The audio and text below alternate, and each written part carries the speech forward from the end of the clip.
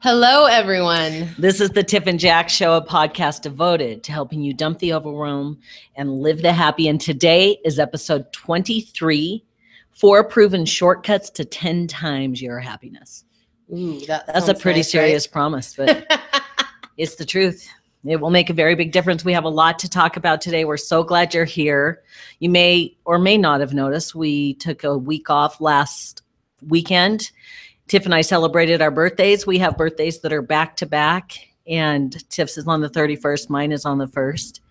And then we ended up working the last half of the week, and we just did not have a spare second to get our podcast recorded. And this podcast is taking on a life of its own. Everything came in perfect timings. It did.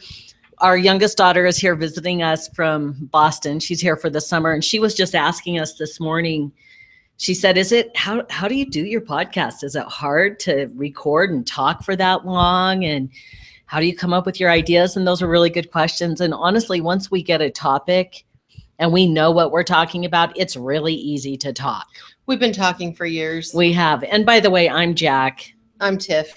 Just so you know. In case you don't know. If you don't know, it's Jack. Always good for you to know whose voice is whose.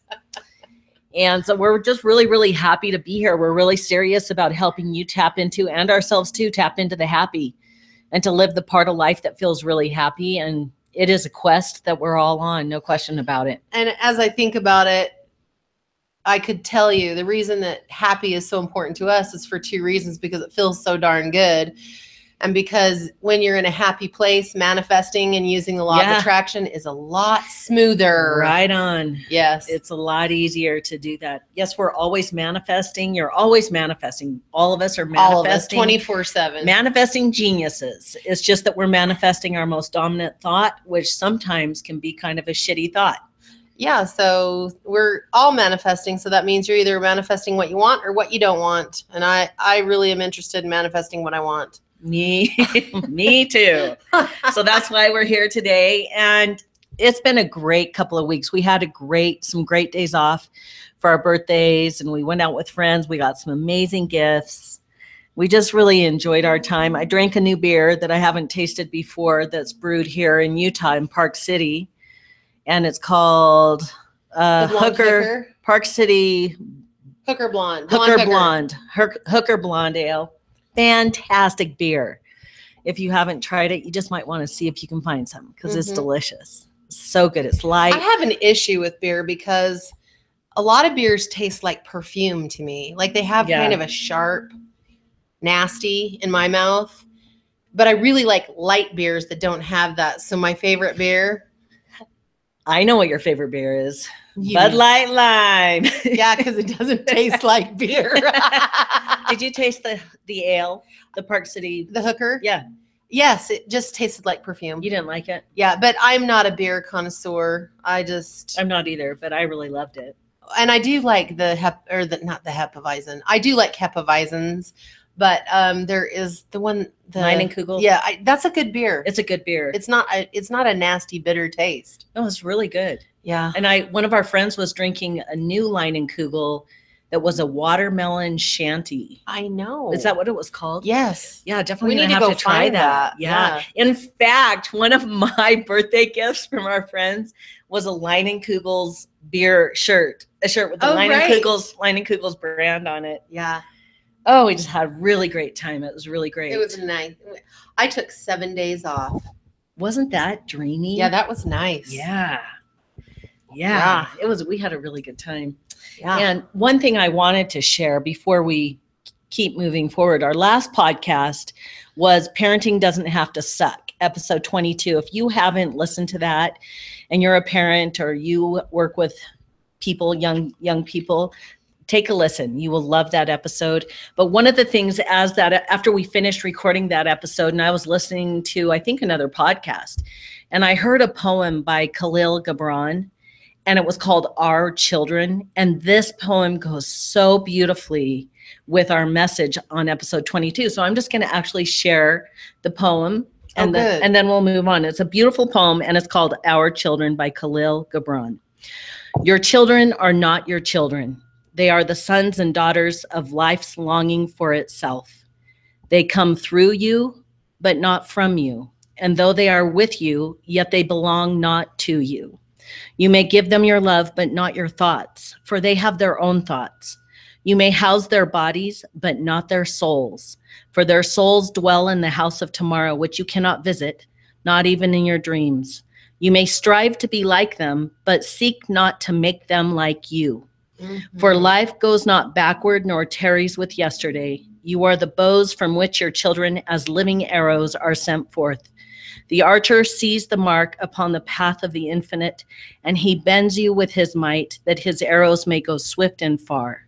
Let your bending in the archer's hand be for gladness, for even as he loves the arrow that flies, so he loves also the bow that is stable.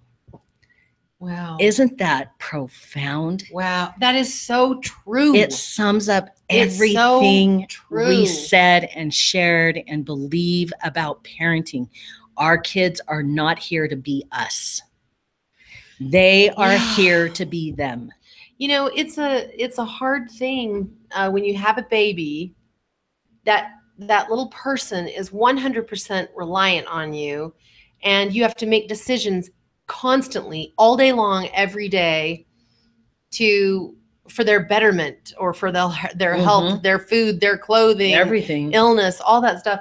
And as they grow and learn how to make decisions, it begins to change. And for a mom, and I'll just speak for me, I'm not going to speak for you, but it's an art to learn how to release and let go and just love without having to put our 2 cents in all the time. And, you know, our youngest is going to be 17 and in a year and a few months, 18. And that means all of our kids are adults. And now we're just walking this journey with them. And they're pretty profound people. I just told Jack yesterday, I said, I just really, I think I have our kids on my brain most of the time, just, you know, one thing or another, wondering how they're doing. You know, I get a lot of intuitive hits on things they may need. And really my job as their mom is to just love them and support them in their life and assist them where I can. But the truth is I can't do a lot for them other than love them. Well, that's the truth for all of us. Mm-hmm. We're here to really learn to love our kids and to let them go and let them choose and let them have their life and their life experiences. And like I said in our last podcast too, oftentimes as parents, we expect our kids to pick up where we are, but we're in the middle of our life and they're towards the beginning of theirs. And, you know, Tiff, I have to say that it is such a comfort to me being a trans man and having given birth to 4 children, and to have you be that soft mothering space with each one of our kids. I literally, when I sit and think about this, it is one of my areas of biggest gratitude areas that I have in my life, because I would never trade the experience of having children, our children, 4 of them. I had 4 and Tip has 2. And I wouldn't trade that experience at all. And being a trans man, it was a very challenging thing for me to do. But I would never go back and do it different if I couldn't have all the kids that I had. Oh, right. And I love our kids, and you are the mother space, and you always have your finger on their pulse of how are they doing. You always know when to reach out. And I have my own intuition with our kids, and we'll have strong thought impressions. Oh, I need to reach out, and, you know, or I'll just be having a feeling of love for them, and I'll send them a quick message and just remind them that we're thinking of them. And God, it's an amazing gift and opportunity to be a parent. Mm-hmm. It really is. And I'm so grateful that you're the mom. It's such a soft place for our kids to be themselves. I'm so glad that you feel that way. I thank God for that every day. I'm very grateful. And I love being a mom and a wife and a teacher, and I just love our life. It's not always perfect, or is perfectly imperfect. It is perfect in its way of imperfection. Yeah, it is. It just really, life is such an adventure. I know. Speaking of kids, one of our kids, he sent me a text and he said, I've got to see what his words are here because it was so awesome. He was talking about our podcast and he said, essentially, you know, he feels like he's getting awesome parenting and life tips from his parents through our podcast. I'm so glad and it's about so that. Awesome. It made me feel so happy and excited because when we're doing our podcast, it's for you. You know, this is for you. And we get a lot of joy out of this. We love doing our podcast. It brings a lot of excitement and joy to our life. What brings me a lot of excitement and joy is when we hear from our kids the success in their lives. Oh, love it. Like William, our son, he just got a dreamy job where he's doing the computer stuff that he wanted and he's getting paid really well, which brings joy to me to see that our kids are creating. And our daughter-in-law in France has just got a job at Gucci, and it is right in line with what she wants to create for her life. She's an amazing manifester. Oh yeah. Loves the law of attraction. Totally. Brilliant. She's a genius. She's perfect for our family. Yeah. And our son in France, he is a visionary and a genius, and he reminds me so much of Jack. They have such a great connection, which that brings me joy in itself. But he's got these amazing ideas for businesses, and he's just so innovative and intelligent, and such innovative a really delightful person to be around. I just feel him. Surprised every day as I see our kids expand and grow. It's exciting to hear them talk about their dreams and visions. Yeah. And to see them bringing to fruition. Yeah. And I could say, I'm sitting here thinking of all of our kids and all the awesome things about them. And I could spend an entire podcast on talking about how all of our kids are, and having our daughter home for the summers. And she visits a few times a year. And it's just really delightful. She has such a great sense of humor, and I could just go on and on. I'm not going to keep talking about it, but I just am full of gratitude. Well, today. And our oldest daughter, Chloe, is the one that sent us this article that sparked a lot of thought about the scientific basis for everything we've been coaching for years with all of our clients, talking about what brings happiness. And these are the strategies and the shortcuts you can use to be happy. And today we're going to be talking about the scientific evidence of why it works. Yeah, for those of you that need evidence, we've got some for today. We've got evidence. I'm so stoked about it. We do, not just experiential evidence. We have also scientific evidence for today, which is awesome. So the other thing that I thought we'd share really quick before we get started is about the family of red-tailed hawks that have taken up. Oh, yes, it's true. Here in our trees. And I don't know if you know much about red-tailed hawks. They're gorgeous birds, okay? And if you know anything about animal totems or spirit animals, if you don't Google it, you'll find a lot of interesting research and thought about that. But the red-tailed hawk is a bird that's always in my experience. I see them a lot. They're always around. I can always spot them. Well, we have 3 of them that have decided to live here. In our yard. In our trees. In our beautiful, gorgeous 100-foot. How tall are our They're pine huge trees. They're like gargantuan. Tiff, why don't you make the sound that the red-tailed hawk That sounds like a crow. Oh. It's a little more screechy.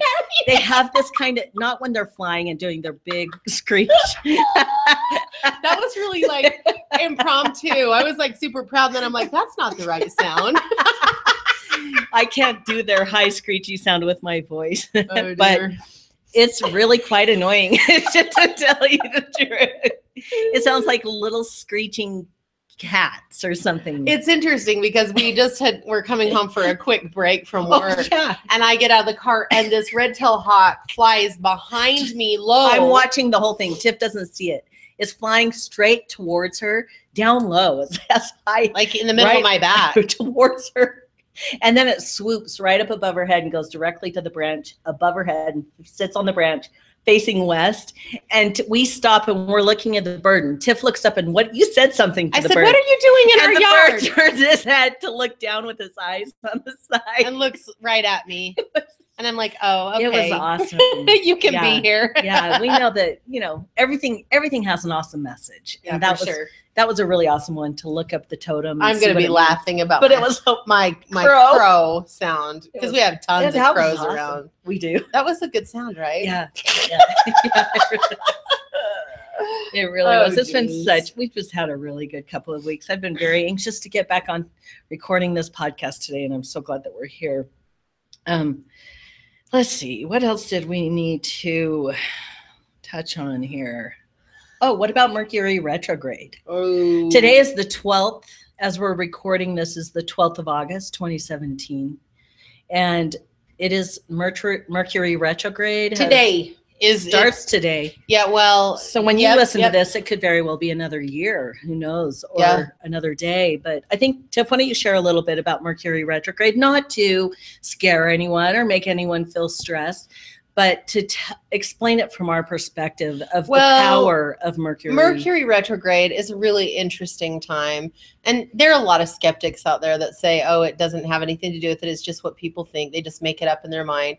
But many people talk about how with Mercury retrograde, because the energy shifts so quickly. Mercury speeds up very quickly and moves quickly past our planet.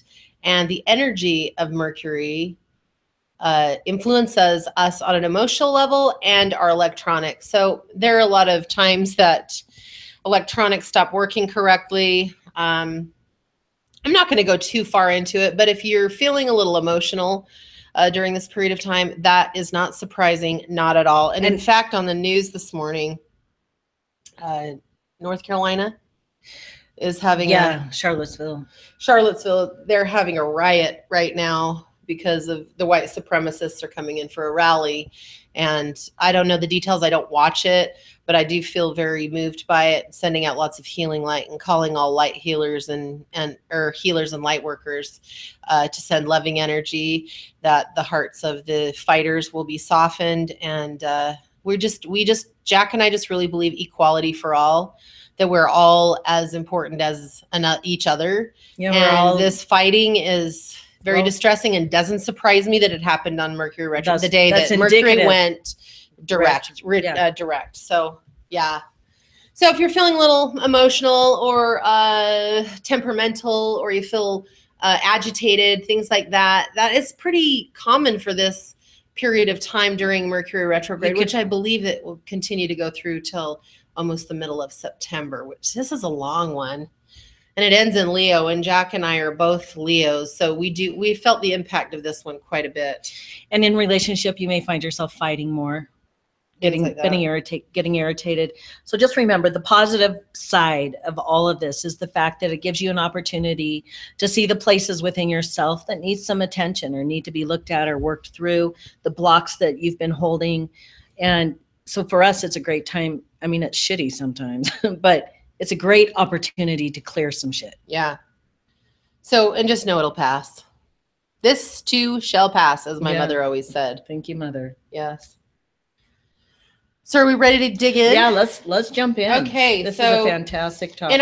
In our life coaching practice, we talk about spirituality and the science of the mind. And so today we're going to be talking a lot about scientific studies and things like that, that will really assist you in the things we've been teaching for years. So this is awesome because neuroscientists have figured out some scientific evidence of what we've been teaching. And I love it because some people are just so anchored to needing proof. And there's proof in the law of attraction. I mean, they have proven now at this point that what you think changes the structure of cellular movement. So yeah, there's tons of studies out there.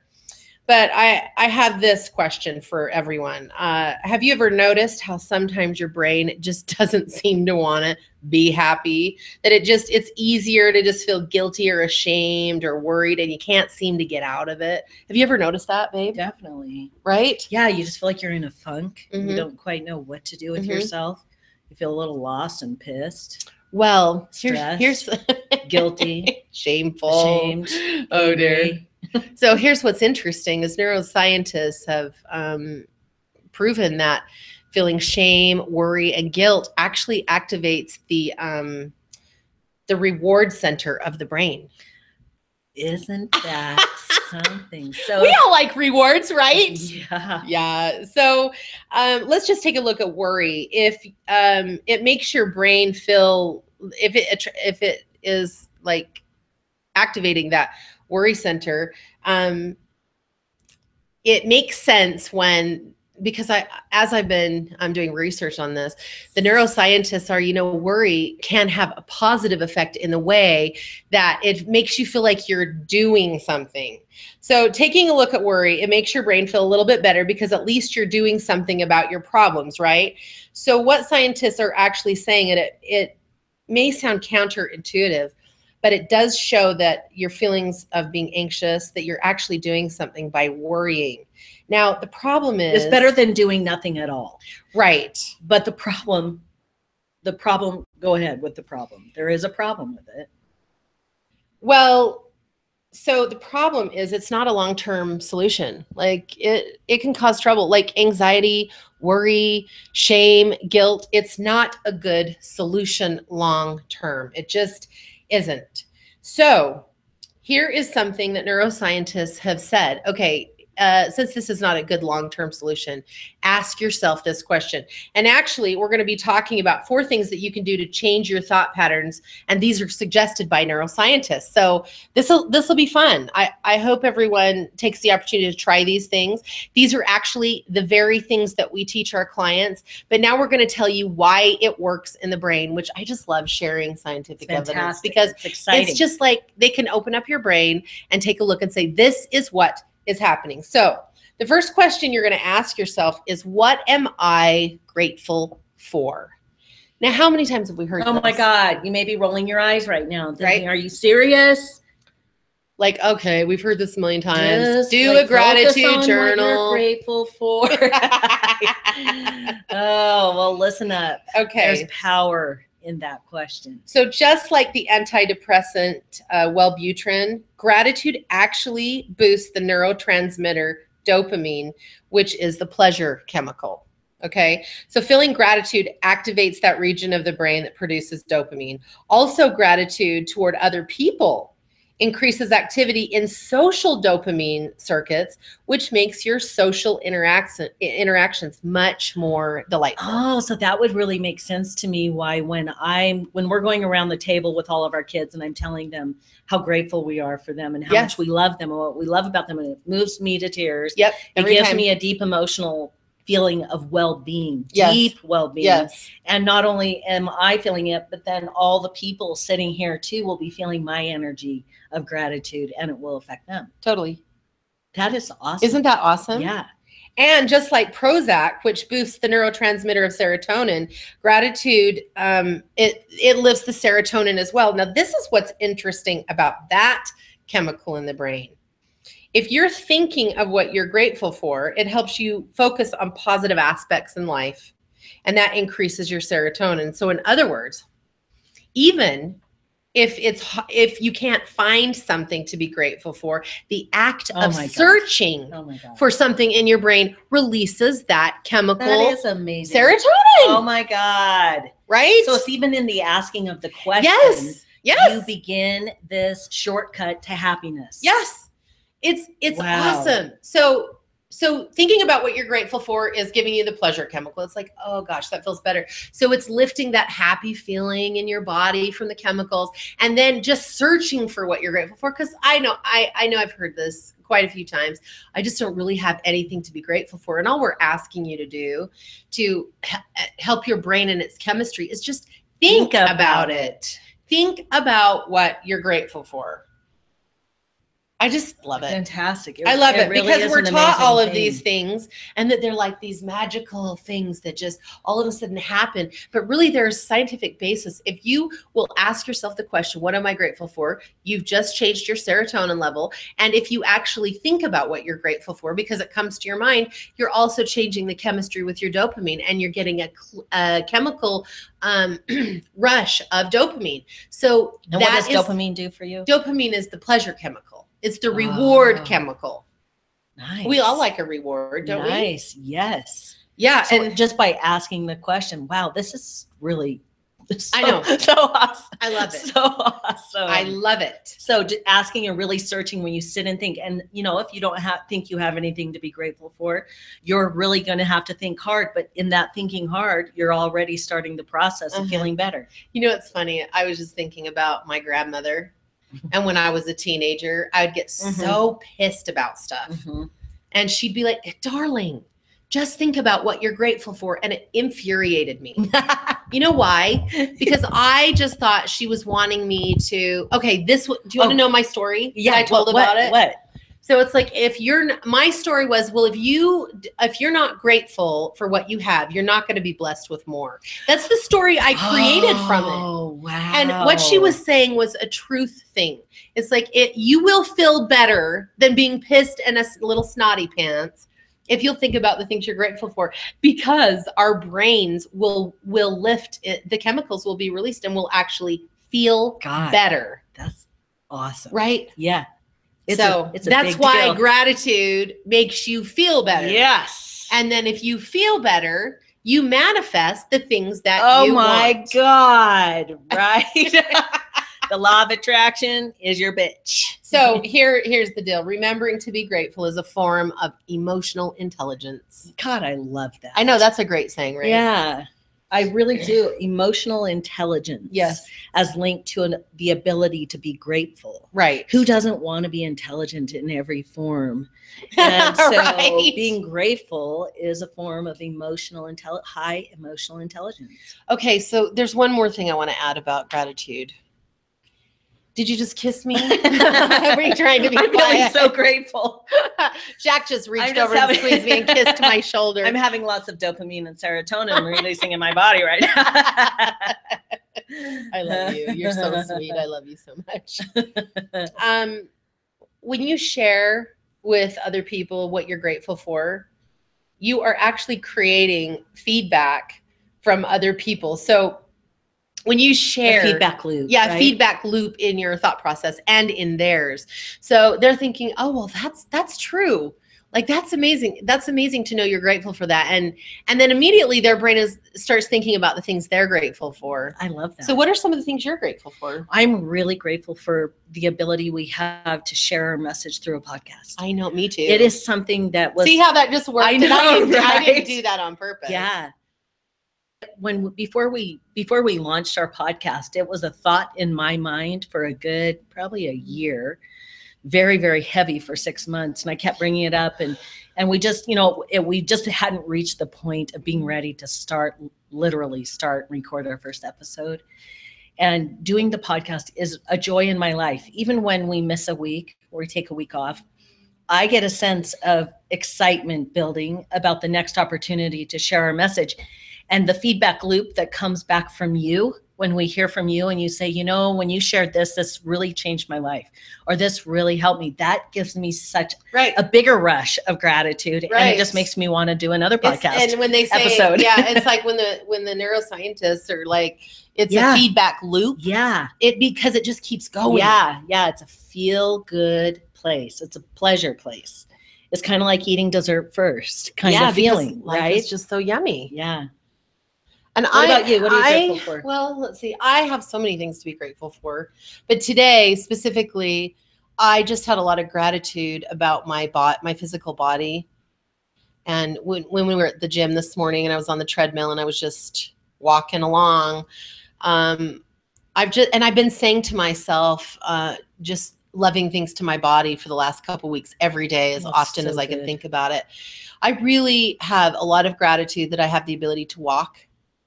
That I have the ability to move and get up and live my mission, to be a mom, to be a wife, to interact with people and have joyful experiences, connect with people. And this body of mine is a vehicle. And today is just gratitude day for my body. That. Yeah, I just am so, so grateful about it. Yeah, that's beautiful. Something else I'm grateful for is the bagel. Oh, the bagel. Right. The bagel and cream cheese that we had after the gym. Talk about sparking joy. We try to do everything in our life that sparks joy. And if it doesn't, then we rethink it and do something different. But let me tell you, these bagels. Yeah, I have never had a better bagel. If you live in Salt Lake City, and maybe in New York City, you have some really awesome bagels or other places. But these bagels are divine. They are what's the restaurant called again? Dittas Cafe, Dittas, Dittas Cafe. Yeah, and the lady that cooks them had her bakery, I believe in.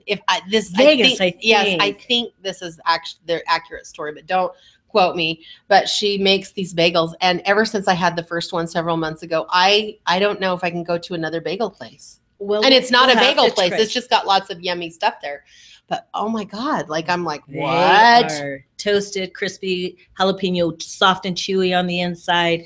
The cream cheese, they toast it and warm it. And it is like heaven in your hand. Gosh, it's so good. So anyway, that's just another piece of gratitude. We could talk all day just about what we're grateful for. okay, so how about this, babe? Let's talk about this. Okay. What happens when bad feelings completely consume you? We've all been there. And when you just feel it so crappy, you can't get out of it. Well, neuroscientists have shared that if you will label, and this is number 2, if you will label your negative feelings, it will change things. And we're going to tell you scientifically why. And even before we get there, we have, as part of our free gift that we talk about all the time, relief in 30 seconds or less. In our free gift, we have a free PDF for you that is a feelings and emotions chart. So you labeling your feelings, if you're somebody that has an issue like I did, labeling feelings, you can look down the chart and find one that matches you. So just grab our free gift. You can see it in the show notes or just jump over to our website, tiffandjack.com. Yes. So why do we need to label our feelings, right? Oh, we'll talk about my story. Is it a good time? Yeah, good time. So early on in our relationship, Tiff has always been a feeler, right? You've always had, you know what you're feeling, you know what your emotions are. I know what I'm feeling the second I feel it. Like that. Yes. Even before you feel it. I swear, you can feel it coming. Me, on the other hand, I was a little bit more removed from most of my feelings and couldn't tell you what I was feeling. And Tiff one day, she's like, well, how do you feel about that? Or what are you thinking about that? And, you know, what are you feeling right now? And I said, why do we even have to feel our feelings anyway? There's no You said, point. why does it matter? Why does it matter? And I was pissed. You were. This was years ago. I am This so was much like more. a decade Hey, ago. I'm so much more enlightened now, right? So much more enlightened. It was a decade at least. Yeah. Maybe 2 decades. Well, okay. You know how I double or half everything. You totally do. It was 2 decades ago. So here's an interesting study about labeling feelings. And I'm actually going to read a little bit from this article so I can read this study. An MRI study says this, and the study is called Putting Feelings into Words. Participants viewed pictures of people with emotional facial expressions. Okay, so they're looking at pictures with people doing different facial expressions. Each participant's brain activated to the emotions in the picture, so they felt the same way as they looked, as how they were labeling the person's emotion. Yes. But when they were asked to name the emotion, a very interesting thing happened. The brain reduced the emotional reactivity. Oh. So what it's really saying is, in other words, consciously recognizing an emotion reduces the impact of what you are feeling. Oh, wow. Like, because they were being asked to identify the emotion, and in their identification of it, it reduced their response. Yes. Oh, wow. So isn't that? I guess that's why it's important to label your feelings. To know what your feelings know what are. You're feeling. Pay attention. Now, if you're a masculine energy, and we've talked about DM, dominant feminine, and dominant masculine. I'm a DF, dominant feminine. Jack's a dominant masculine. Dominant masculine energy is really good at accessing their thoughts, and the DF, like me, does a lot better accessing feelings. So sometimes for a DM, it's a little more difficult to say, how do I feel about something? Because they're thinking of what they think about something. How they think about something. Yeah, it's more difficult to say, what do you feel? Or so many people try to brush their just like, I'm not feeling this. Mm-hmm. It's really important to access how you feel about something, because it will actually help your brain release the reactivity so that you don't feel as upset. So suppressing your emotions will not work. Yeah, we talk about that as when you just keep sweeping everything under the rug, even your emotions, and you're trying not to feel them. Pretty soon the rug is so big, you're going to fall flat on your face when you trip over it. Right. So feeling your feelings and labeling your emotions and your feelings is bringing you to a happy place. And what an awesome point to realize. And Tiff, really quick, when you're saying DM and DF, dominant masculine, dominant feminine, just as a side note for your information, that is not gender-based whatsoever. Everyone has masculine and feminine energy in them, period. Yes. You can be a woman with dominant masculine energy or a man with dominant feminine. Yeah. So that's all. And I tend to be on the masculine side of things normally, typically, and Tiff tends to be more on the feminine side of things normally, typically. Yes. So there we go. Side note. We're back. Okay, so we were sharing that suppressing emotions does not work. And a study has found that people that try to suppress negative emotions, actually it doesn't work. They may look fine on the outside, but on the inside, they're either as upset or if not more upset when they are trying to suppress them. It'll make them feel worse. So wouldn't it make sense to just say, okay, I'm going to label what this is? And it can be very simple. Okay. It can be like, I'm just feeling really frustrated right now. Mm-hmm. Or I just feel like this really hurt my feelings and I'm angry. Wow. It's just that. And then your brain begins to turn off that reactivity in the brain because you just labeled the feeling. It's almost like owning and honoring how you feel makes you feel better. Yeah, it does. And that's what we teach, but this is a scientific reason why. And I also want to talk about the definition between feelings and emotions because they are two different things. Definitely. You are brilliant. Share this. I love it when you talk about this. It's okay. Awesome. So feelings are your long-term feelings. Like, I love Jack. So he may piss me off one day. You may piss me off, but it doesn't change that I love him and I feel that feeling. It's a long-term feeling that doesn't just change. Emotions are short-acting feelings. Nice. Isn't that awesome? It is. So sometimes say, and this is just a hypothetical. I'm not even owning that this has ever happened, but say that I'm so in love with Jack. Yes, that's totally true. And then I get really mad at you and I have hateful feelings. I'm like, ooh, I just want to punch you or whatever. That will flee. That will go away. And that's just an emotion. Right. Does that make sense? Yeah, totally. It's really nice to know because people just say, well, my emotions are this. And it's like, okay, your emotions are your fast acting feelings. And that's what gets to change when you name your feelings, your emotions begin to dissolve. Mm-hmm. Isn't this awesome? I love it. Yeah, I love talking about it. It's so great. It's fantastic. Okay. I got to get my wits together. So after we label our negative feelings, moving into the next one, right? Well, most people are having some sort of stress in their life, right? All the time. Like, really. Everyone always has something going on. There's stuff going on that can cause you stress. And neuroscientists are saying, and this is number 3, that here is a really great, easy way to simplify stress. Okay. And it is one of the things we talk about all the time. Incessantly with our clients on our podcast, in our events, everything. We're like, we say this to our kids constantly. And it is number 3 is to make decisions. Let's just pause. Okay.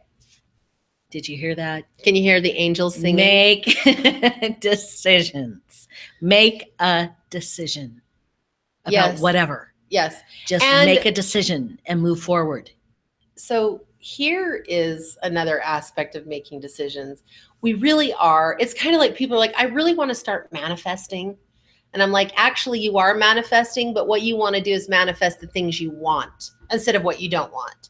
And when people say, I just have a hard time making decisions, that's not true either because we're constantly making decisions, but we want you to make empowered decisions. Decisions that make you feel empowered instead of like, I'm not going to make a decision. That in itself is a decision. It is. And let's talk about why people don't want to make decisions. Well, I think that, it's coming up. Okay, but I do want to say, have you ever noticed when you make that empowered decision, when you make a solid decision, it feels good and your brain can feel like it's at rest, like it's accomplished something. Yeah, it's an amazing feeling. Brain science shows that making a decision reduces worry, anxiety, and helps you solve problems. Okay, I just had a thought as you were talking about this. And even making the decision to wait to worry. Yes. Because that's another little exercise that we teach you how to clear some of the stress or the burden of what you're living under. And when you wake up in the night and you're all stressed and worried, just make a decision to wait to worry, that you're not going to spend another minute at that moment worrying, you're going to put it off. Right. So right there, you're making a decision, which is also increasing your, what is it? Dopamine, serotonin? Yeah, absolutely. Awesome. So brain science, again, I want to say it again, brain science says they have proven that when you make a decision, it reduces worry, anxiety, and helps you solve problems. Mm-hmm. And we also teach, like from not talking about necessarily the scientific thing, but making a decision is really powerful. It gives the universe permission to rearrange the details and bring into your life what it is that you're manifesting. Yes. It's like saying, okay, this is what I want. And now you do your part, universe. Then the universe takes care of it and you just go about your life. But I'm telling you that one of the biggest things that people struggle with in life is making decisions. It's so important to make decisions all the time in behalf of yourself. And a great question that you can ask yourself, this is another one of our staples that we always teach. If you're having a hard time making a decision, it may be because you're afraid of what other people might think of you, or that they're not going to be happy with your decisions. So you're like, oh, I can't choose that because they'll all be unhappy if I do. Mm-hmm. All you have to do is ask yourself, if everyone were happy with whatever I chose, what would I choose? It kind of takes the load off of you so you can get clear about what you really want for yourself. And again, if everyone were happy with whatever I chose, what would I choose? Right.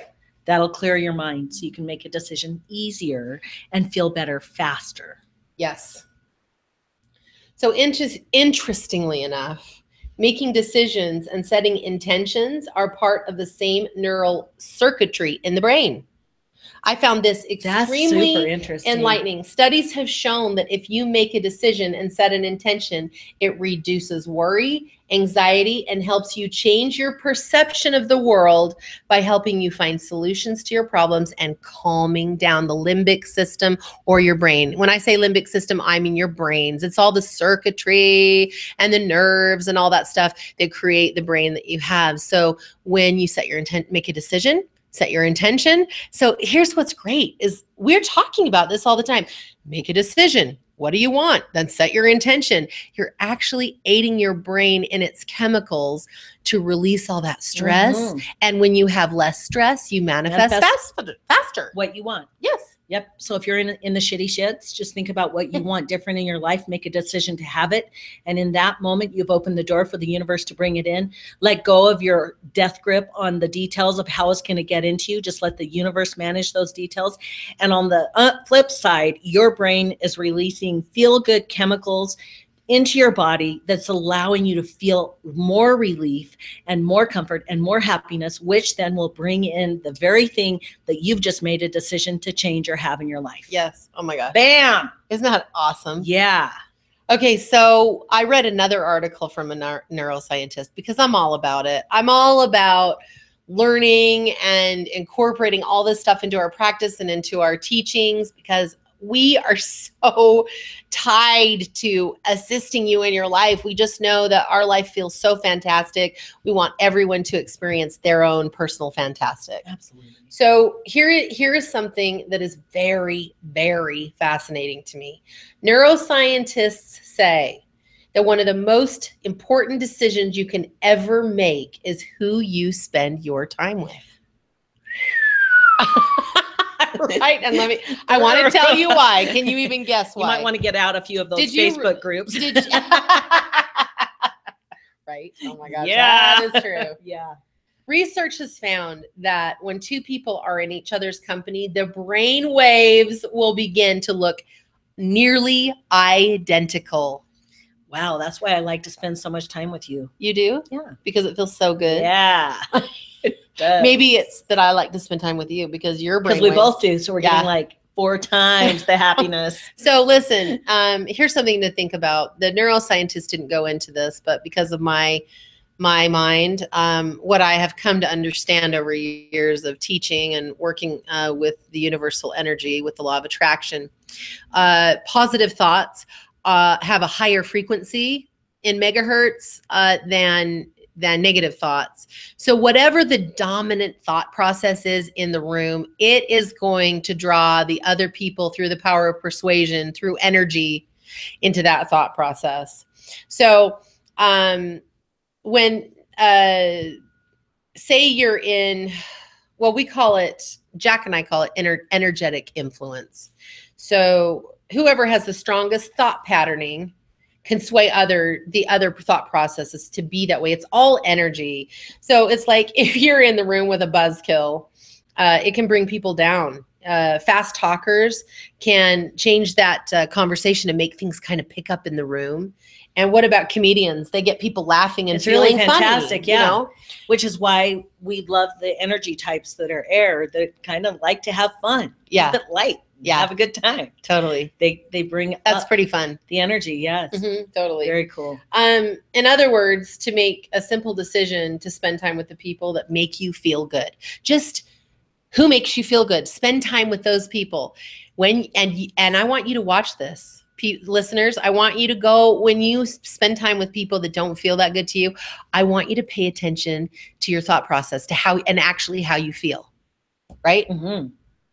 Definitely. I was, as we were talking, I was having another thought that was connecting into this, what we're teaching right now.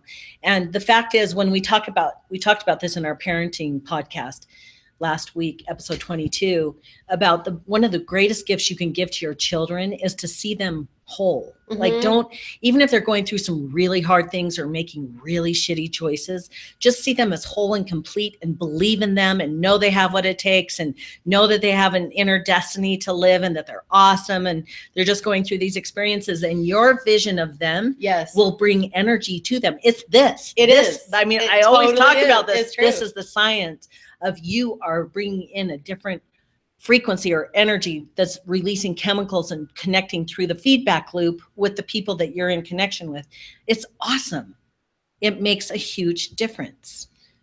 So when we're spending time with people, this is something we've noticed in our practice. Usually when people come to see us, they really want some changes in their life. They need some healing. They want some changes. And either we do a Skype session, depending where they are in the world, or if they are living in the area that we live in, they can come into the Red Couch. Which is Salt Lake City, Utah. And many times people will come in and we will start sharing with them the good news. The good news, which is you get to create your life and you can have what you want. The universe has your back. Yeah. You know about the law of attraction. Let's talk about your thoughts. Yes. Your thoughts are just all bullshit. If you're thinking shitty thoughts about yourself, they're just thoughts. Right. That's it. More times than not, and I would say almost every time, if not every time, when people leave, they feel so much better. Yeah. They even will send a message. This has happened, I don't know how many times. They're like, the second I walked in and you started talking to me about this stuff, I began to feel my healing. Yeah. I began to heal before I even started sessions. Yeah. Because it's energy. God, I'm grateful for that. You know, it's like attracts like. If misery loves company, joy loves company too. Yeah, so for sure. God, I love that. I just feel super happy. I think I'm just being bathed in happy serotonin and dopamine right now. I feel so good. I feel so great. This is such good news. Yes. Such good news. Okay. And such simple ways to feel good. And why? God, this is awesome. So let's see. Where are we here? I know that many people stress about making the right decisions. So we have some things to share about that. I want to make sure that I get all of the, let's see. I've got some notes here and I don't want to skip anything important. I want to share, okay. Pulling it together. Well, there's a lot. I mean, there's a lot to share about making decisions, but I do want to share a study that I was reading that I just found pretty fascinating about making decisions and what it does. But before I do that, I do want to talk about how people stress so much about making good decisions. Yeah, we were talking about that a little bit when we brought this up, but it's a really big deal. People have a hard time making decisions. So the stress amount about making decisions cause people to worry. And they're like, I can't make a decision because I'm so worried, but making a decision will take the worry away. And neuroscientists are all about making, they're sharing, just make good enough decisions. It's not important to make it perfect. No, it's just good enough. And in fact, Professor Barry Schwartz said, good enough is almost always good enough. And when you are, so here's the deal. Here's what happens in your brain. If you are trying to be perfect in your decision making, it overwhelms the brain or the chemicals in the brain of the circuitry with emotions that make us feel out of control and unhappy. Oh my God. Here's a living example of that. When I'm creating business stuff and creating our marketing materials and the verbiage that I'm going to use, and I'm getting our webinars created and our PowerPoints and blah, blah, blah, blah, blah. Sometimes I get so locked up about trying to make have the perfect word, or have it look the perfect way. And I have learned how to let that the fuck go, because good enough is good enough. And then you can move on. You just make a decision. It's like at some point, just say, this is good enough, and we're moving forward, and we'll do different or better when we know different. So when you're trying to perfect something and it's not working, do you notice how shit? Right. You notice how your brain feels overwhelmed and you're out of control. That's the feeling that it is. And I'm like, oh my God, what can I do to get in control? Shot of tequila? No, that's not going to help.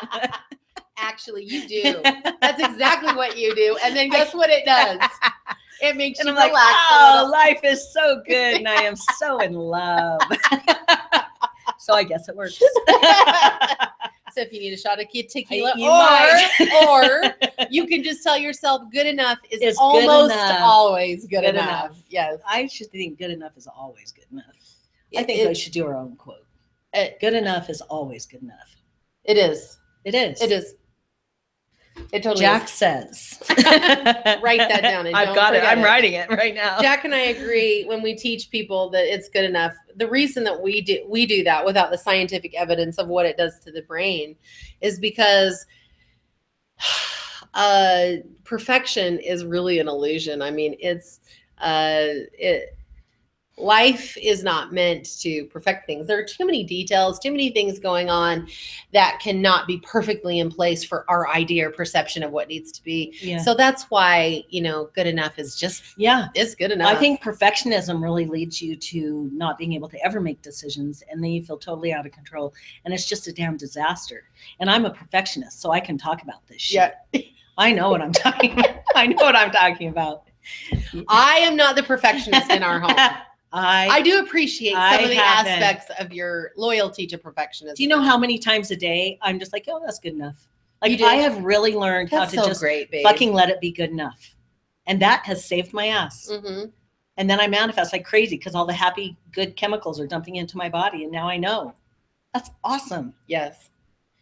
So one more awesome fact is that when you make decision, it changes the attention circuits in the brain, and it increases the rewarding chemicals. Okay. So when you make a decision, it's releasing those. So making decision, it is releasing the pleasure chemicals in the brain. And so if you want proof of this, I'm going to share this little study. And this is what I was trying to share a little bit earlier, but I'm going to go into it now. So let's talk about cocaine. Okay, let's do. Okay. Something I have never tried, and I don't think that will ever happen, but we're going to talk about it today. You give 2 rats. So this is a study that I just was reading about. You've given 2 rats an injection of cocaine. Rat A had to pull a lever to get the cocaine, and rat B didn't have to do anything. Do you think there was any difference? So rat B just was given the cocaine. Rat A had to do something, pull the lever to get cocaine. Yes. Okay. There was a difference. Rat A got the biggest boost of dopamine because the rat made the decision to pull the lever.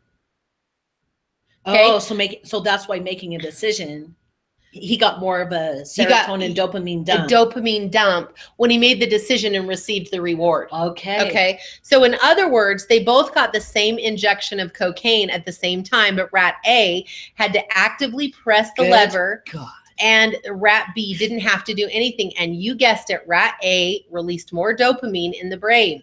So the lesson is, and the point is when you make a decision on a goal and you achieve it, you feel better with the good stuff, then you feel better with what happened instead of just good stuff happening to you without making a decision. So that is why making your decision to have what you want in your life, the law of attraction, organizing the details and bringing it in feels better than if you just sat there like a little fucking blob, never making a decision because you were afraid you weren't going to be perfect enough and good things happened. You wouldn't even have the pleasure from them. Exactly. It's actually the decision to have it that brings the pleasure when you get it. Totally. Good God.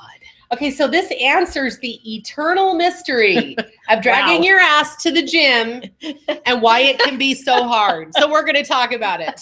And the neuroscientists are sharing this very scenario. If you go to the gym because you should go, it's not really a voluntary decision. Your brain doesn't get the pleasure boost. It just feels stress. Okay, can I just tell you how many people that I talk about? I was so glad to read this and learn this research, because I have told countless people, if you have to force yourself to go to the gym because you should be going, don't go, because you're not going to get the result in your body that you want. And now I'm going to tell you why. And this comes from a neuroscientist. If you need proof, here it is. So if you go to the gym because you should, it's not a voluntary decision, and your brain doesn't get that pleasure boost. It just feels stressed. And that means there's no way to build a good exercise habit. Interestingly, if they force themselves to exercise, they don't get the same benefit, because without choice, the exercise itself is a source of stress. When it's a source of stress, the body will not work with what you're doing. Good Jesus. Right? Holy shit. So all the years we've been saying, do what feels good. Choose it. There's a reason. Don't do anything out of duty. Do it because you want to. Make sure you choose whatever it is you're doing, so that you can actually get the feel good response and build a healthy habit if that's what you're working towards. So make more decisions. Neuroscientist researcher Alex Korb, he said, we don't just choose things we like. We also like the things we choose. I love that. Right? Yeah. Right? Yeah. Yeah. Because you hook, and I'm sure it's because it's chemically driven, that we choose what we like, and we like what we choose. It's all this response. It's a release of a feel good feeling within ourselves. And I think that's so fucking awesome about the whole gym thing is if you're just like, oh, I have to go to the gym, and you're just forcing yourself, stop.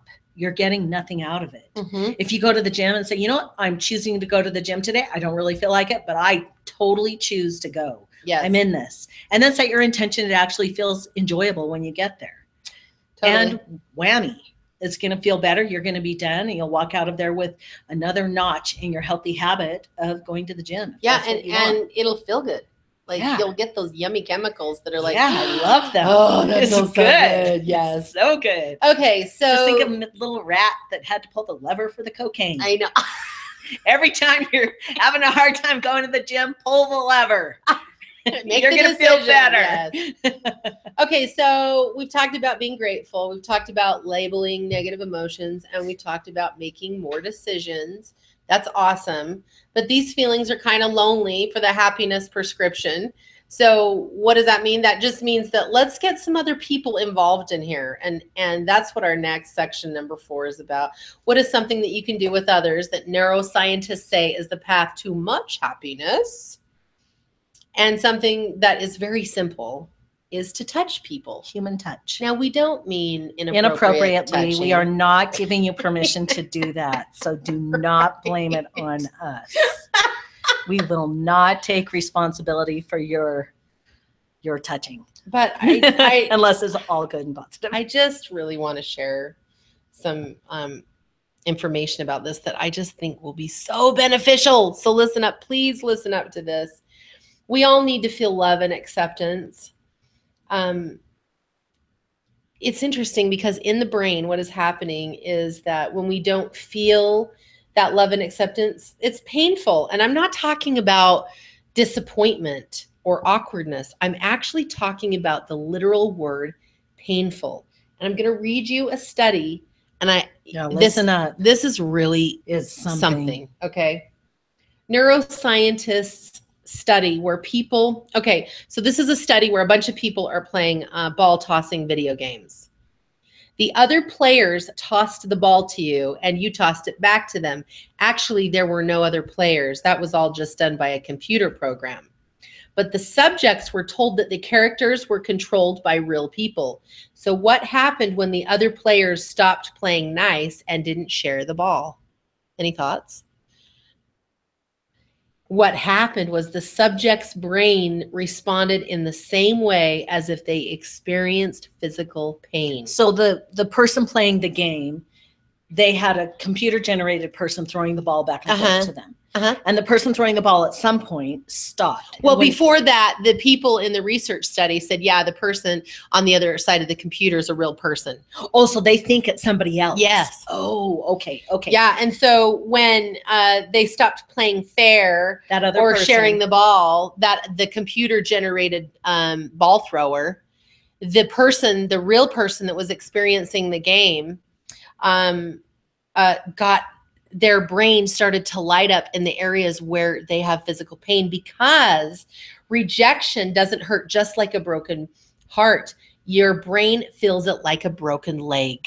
Holy shit. Did you get what I'm saying? Yeah. So being rejected by another person is like the feeling you experience the same pain as a broken bone. Yes. Or pain, like physical pain. Yes. Holy Jesus. That's why people can die of a broken heart. Yes. Oh, no question. Oh my God.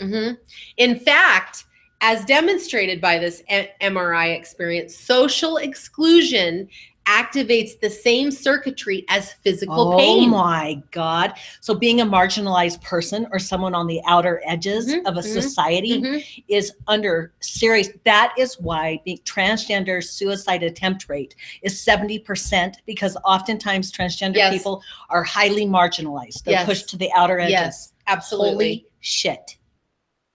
Okay, so listen to this. At one point, they stopped sharing, only throwing back and forth to each other and ignoring the participant. So the computer-generated people started to ignore the real person.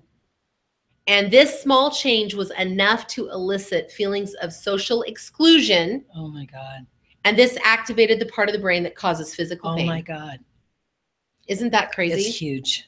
So relationships are very important to your brain's feeling of happiness. Wow. And so if you want to take it to the next level, touch people. And this is why. One of the primary ways to release oxytocin, which if you don't know what oxytocin is, it's the pleasure chemical or the bonding love chemical in the body. It is released through touching. So obviously it's not always appropriate to touch everyone, okay? But small touches like handshakes and pats on the back are great. For people you're close with, make more of an effort to touch more often. Touching is so powerful. We just don't give it enough credit. Touching brings in persuasiveness, team performance, flirting, all kinds of amazing connective experiences. Touching someone you love can actually reduce pain. Holy shit. Right? In fact, when studies— in you and them. Absolutely. Yep. And studies have shown that married couples, the stronger their marriage, the more powerful this effect. So here is another study that I just love these studies. Awesome. It's so awesome. Thank God for the researchers. So an MRI study scanned married women as they were being warned about getting a small electric shock in a study. Okay, so they're like, okay, you're going to be shocked here. While anticipating the painful shocks, the brain showed a predictable pattern of response in the pain and worrying circuits of the mind. Okay. Okay, so it was triggered. Them just thinking about it started the response as though they were getting pain and worry. Okay. Okay, so that's what was happening in the brain. During a separate scan, the women either held their husband's hands or the hand of the experimenter. And when that happened, the subject, when they held the hand, the threat of the shock had a smaller effect in the brain. Wow. That's why when we're at the chiropractor, which we go to the chiropractor, we like to go every week, but we find ourselves not going as often. But it works so much better when the chiropractor is working on my back and he's kind of moving up and I'm laying on my stomach and he's like, okay, exhale. And I know right when he says exhale, he's going to like push on my back and it's not the most comfortable thing. And then I feel all of my muscles tighten up really hard. Like it's not going to let him do it. And Tiff will walk over and just touch my toes. Instantly, I just let go. He cracks it and I'm good. Yep. I do. Me and the chiropractor, we are a team with that. I try so hard not to get all stiff. Every muscle in my body tightens up. Right. Wow. Isn't that amazing? Yeah. So totally beautiful. So in essence, touch is just so powerful. And the stronger your relationship is with your significant other, the lower the discomfort can be when you're going through struggle and when there's a lot of touch and connection. Yeah. So hug someone today, and don't accept a little hug. No little hugs. No little hugs. Tell them neuroscientists said long hugs are important. And this is why. A hug, especially a long one, releases the neurotransmitter and hormone, which we've talked about, called oxytocin, which reduces stress and is a feel-good, bonding, loving chemical. So long hugs. So many people are like, oh, hey, how you doing? Hug, hug, hug. There's not a lot of connection there. But if you really hug someone and you hold it for a good 5 or 10 seconds, you will feel in your body a really relaxing, good feeling happen. I want you to try this, everyone. Find someone that you're close to and hug them. We have a longer than normal. You know what I love about being a coach instead of a licensed therapist is that I have the ability to hug our clients. So when they come in, and we have a few clients that'll hug really short and quick because they feel a little uncomfortable. Then I have a few clients that will hug you and just stand there. That's awesome. And it's awesome. It really is. Yeah, I love it. I was just going to say something. What was it? Oh, I wonder if, and we don't have a study about this, but I'm just curious, and the thought came to my mind about when you're even just when you have eye contact with someone where you can feel that connection. It's the same thing. Is it? Yes. Because it feels like it releases some chemical. Even if every time I'm checking out, wherever I am, I will always pause in the transaction or at the end and really look at that person in the eyes and smile or say thank you or whatever. But it always gives me a feel-good feeling. No question. So here's something interesting. I watched a show years and years ago about connection with people.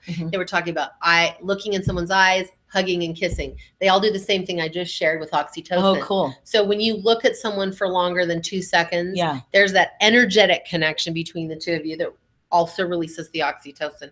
Oxytocin feels so good. It's so good.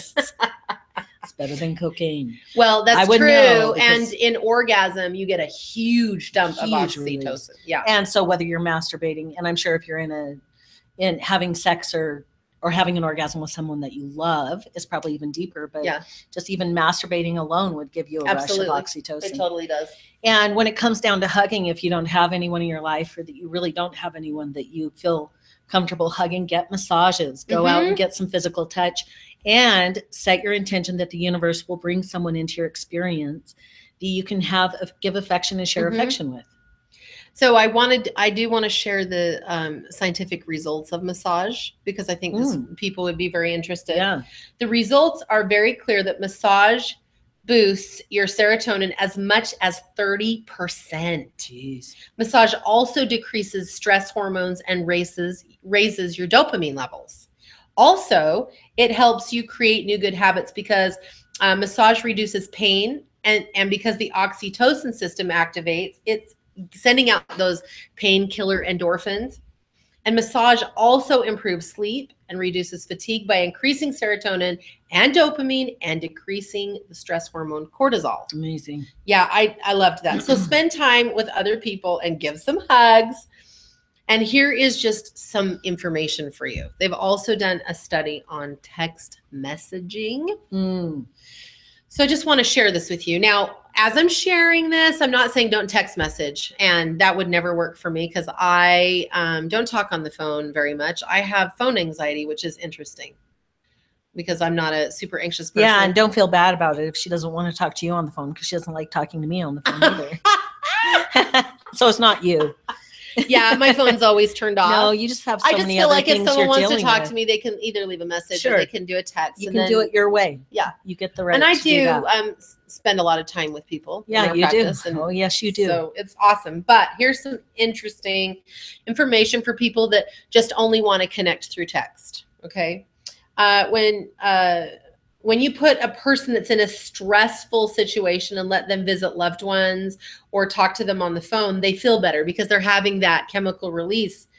But when they just text, their bodies respond the same way as if they had no support. So their brain chemicals. The text message, okay, so here's the study. The text message group had cortisol and oxytocin levels similar to the no contact group. Wow. So the author's note is like, I totally approve of texting if you make a hug appointment. Interesting. Right. So the people that texted, it was as if they were having no contact. So Yes, you don't yes. get the same response through a text message as you do through contact, where you see each other, hug each other, you're in the presence, talking on the phone. Right. Interesting. Right. That doesn't mean no texting. It just No. means if that's your only form of contact and communication, find a way to. you're not going to feel those good chemicals Yeah. of having personal connection with Wow. people. Okay, so we're just going to sum it up really quick again. Don't forget to ask yourself, what am I grateful Number for? 1. Yes. Number 2, label those negative emotions. Number 3, make empowered decisions. And number 4, thank you for keeping me on task, is hugs. Touch people, touch someone, or let someone touch you. God, we hope you enjoyed this today. So do you feel complete with everything you just taught? Because it's amazing. I do. I really enjoyed doing all the scientific research on all these things we're always talking about. And it leaves me with a really good complete feeling of understanding that it's like, this isn't just woo-woo shit. No. This is scientifically proved.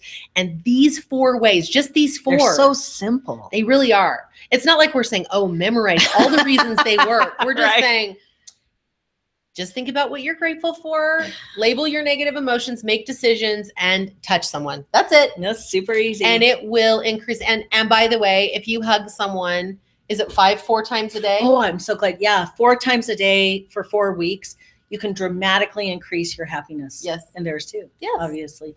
And if you, by any chance, you do want this, the PDF about your feelings and emotions, it's in our free gift, Relief in 30 Seconds or Less. You can find that at our website, tiffandjack.com. I'll throw a link here in the show notes if you can access those. I know some of you can't. And if you've ever wanted to reach out and explore the possibility of doing some coaching with us, oh my God, would love it. Reach out send an email to info@tiffandjack.com, and we'll respond and get that ball rolling. We are so glad you're here today. And more than anything, we are very, very serious about helping you literally dump the overwhelm and live the happy. And please don't forget to eat dessert first. Because life is meant to be devoured. And we will definitely be back.